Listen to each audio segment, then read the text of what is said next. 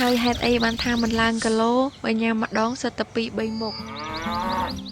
ធ្លាប់តែប្រើប្អូនលើកនេះប្អូនសុំប្រើវិញម្ដងឲ្យតែកាប់អស័យទុកអាំងសាច់បងប្អូនខ្ញុំមុខខុសគ្នាដាច់ស្រឡះដើរចេញទៅក្រៅគេអត់ដឹងថាបងប្អូនទេប៉ុន្តែចូលចិត្តភាពស្ងប់ស្ងាត់ដូចគ្នាពេលបនទៀតគេបបួលគ្នាដើរលេងគ្រប់កន្លែងបងប្អូនខ្ញុំបបួលតែធ្វើនេះធ្វើនោះហូបមកភ្ជុំ3ថ្ងៃនេះខ្ញុំឡើងចង់5គីឡូហើយតែមិនអីទេសុចិត្តធាត់ឲ្យតែបានជុំគ្នា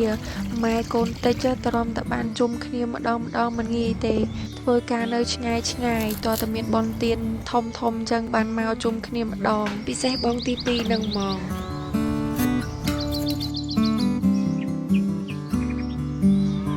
បើបងទី1បានមកផ្ទះរឿងញឹកជាងគេដោយសារប្រពន្ធកូននៅស្រុកតែឥឡូវប្រហែលជាខ្លាយជាអាចារ្យឃើញតែពាក់អាវអាចារ្យនឹងរហូត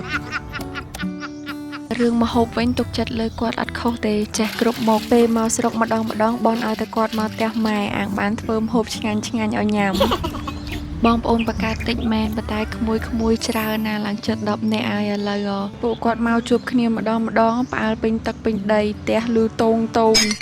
នេះបលែងគ្នាហត់តែមករកទឹកដោះគោញ៉ាំក្មួយខ្ញុំជាប់ចិត្តទឹកដោះគោអូស្ត្រាលីអូន A2 គ្រប់គ្នាហ្មងក្លិនឈ្ងុយរសជាតិឆ្ងាញ់ពិសេសក្នុងទឹកដោះគោទុកទៅដោយប្រូតេអ៊ីន A2 សតពេលពួកគាត់ញ៉ាំហើយអត់ធ្វើឲ្យក្តៀនឬក៏រាកទេម្យ៉ាងទៀតសបូកាល់ស្យូមនិងវីតាមីនច្រើនជួយផ្ដល់ថាមពលឲ្យគាត់លះលហួនបញ្ញាឆ្លាតវៃហើយមានឆ្អឹងរឹងមាំមានសុខភាពល្អទឹកដោះគោអូស្ត្រាលីអូន A2 ជាផលិតផលមានស្តង់ដារខ្ពស់នាំចូលពីប្រទេសអូស្ត្រាលីផ្ទាល់ម៉ាក់ជ្រើសរើសសម្រាប់កូនណាជាជំរើសដ៏ល្អមែនតែនបងប្អូនធ្លាប់ហូបងានអត់ខ្ញុំលើកទី1ហើយតើតែស្ងោរជាមួយនឹងទឹកដូងប្រហែល20នាទីជាមុនសិនបានបុកគ្រឿងលាបអាំងបើអាំងយកតែម្ដងហ្នឹងយឺតដូចញ៉ាំកៅស៊ូចឹងហើយហេតុអីបានថាមិនឡើងគីឡូបើញ៉ាំម្ដងសិតតែ2-3មុខបងធំគាត់ឆាក្តៅទា1មុខបងទី2នឹងខ្ញុំអាំងកងាន1មុខទៀតចែកដៃចែកជើងគ្នាធ្វើម្ហូបហ្មងសម្រាប់គ្រួសារគ្មានពេលណាមានក្តីសុខជាងនឹងទៀតធ្វើម្ហូបជុំគ្នាហើយញ៉ាំរួមគ្នា